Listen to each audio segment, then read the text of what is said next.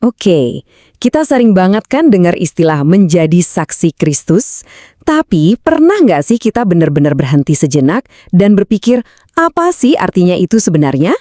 Ternyata ini lebih dari sekedar ngomong loh, ini adalah sebuah panggilan yang dalam, dan kali ini kita akan coba bedah bareng-bareng. Yuk kita mulai. Nah, ini dia pertanyaan besarnya. Jadi, apa yang sebenarnya dibutuhin? Apakah cukup dengan berani ngomong aja? Atau jangan-jangan ada fondasi yang jauh lebih dalam dari itu? Mari kita cari tahu sama-sama. Dan ternyata jawabannya itu, ya jauh melampaui apa yang kita ucapkan. Ini semua tentang 3 pilar utama, fondasi batin kita, tindakan nyata yang kita lakukan, dan pada akhirnya ini membentuk siapa diri kita sebenarnya. Ini adalah sebuah perjalanan yang benar-benar soal identitas. Dan semua ini tuh akarnya ada di satu ayat kunci, Kisah Para Rasul 1 ayat 8. Coba deh perhatiin urutannya, ini penting banget. Pertama, kita menerima kuasa. Baru setelah itu, kita menjadi saksi. Jadi ini sama sekali bukan tentang kekuatan kita sendiri, melainkan tentang kuasa ilahi yang bekerja lewat kita. Oke, syarat pertama. Dan ini semua dimulai dari hati. Sebelum satu kata pun keluar dari mulut kita harus benar-benar peduli. Ini tentang punya belas kasihan yang tulus untuk orang-orang di sekitar kita. Jadi, belas kasihan yang kayak gimana sih maksudnya? Sederhananya gini, kita nggak bisa lagi cuek. Pernah kan merasa tergerak pas lihat kondisi orang lain? Nah, perasaan itulah yang Yesus rasakan dalam Matius 9. Kepedulian inilah yang jadi bahan bakarnya buat kita bertindak. Dengerin deh, betapa kuratnya Charles Spurgeon ngungkapin urgensi ini. Ini bukan soal berhasil atau gagal, tapi soal perjuangan kita. Apakah kita sudah melakukan semua yang kita bisa hanya karena kita benar-benar peduli? Tapi rasa peduli doang kan nggak cukup ya. Kita butuh kekuatan buat bertindak. Nah, disinilah syarat kedua masuk. Kita perlu memelihara kepenuhan Roh Kudus. Karena belas kasihan butuh kuasa untuk bisa berbuat sesuatu. Dan lihat deh gimana Roh Kudus bekerja secara spesifik. Bukan cuma soal semangat, tapi tentang ngasih keberanian saat kita takut, ngasih hikmat untuk menemukan kata-kata yang tepat, dan ngasih kuasa yang membuat kesaksian kita benar-benar berdampak. Persis seperti yang dialami para rasul. John Stott mengatakan ini dengan sangat jelas.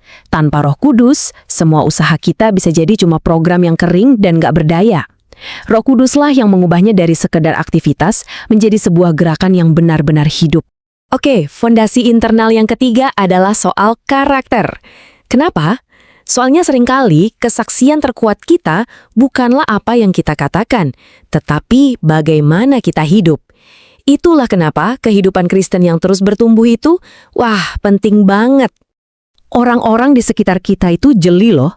Mereka melihat perubahannya, mereka melihat karakter yang berbeda.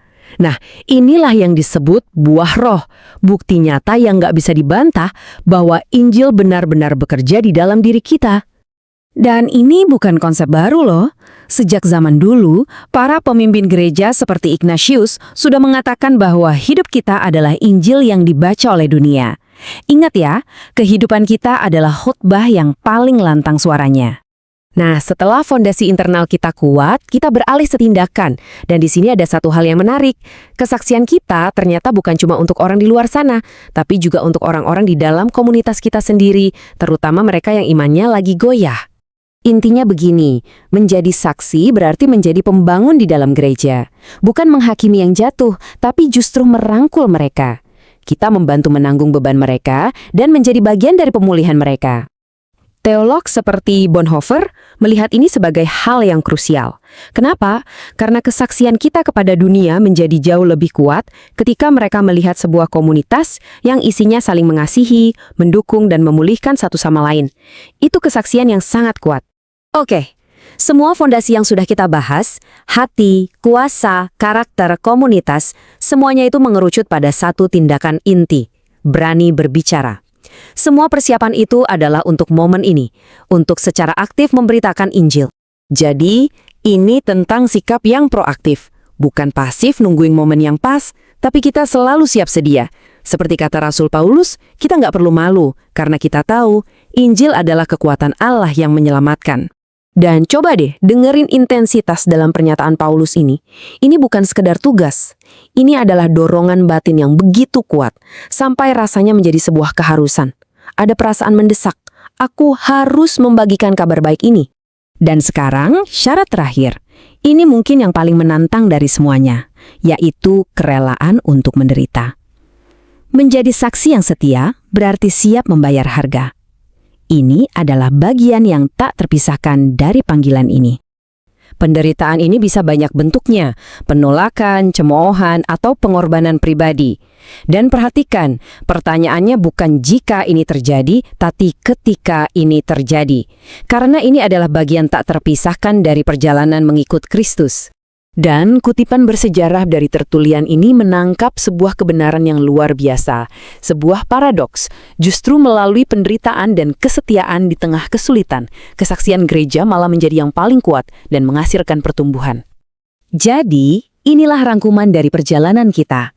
Semuanya saling terkait, dimulai dari hati yang peduli, ditenagai oleh kuasa Roh Kudus, dibuktikan melalui karakter yang bertumbuh, dipraktikkan dalam komunitas, diekspresikan lewat tindakan, dan diuji oleh komitmen untuk setia. Setiap elemen ini menghasilkan buahnya sendiri. Lalu, gimana kita memulainya secara praktis?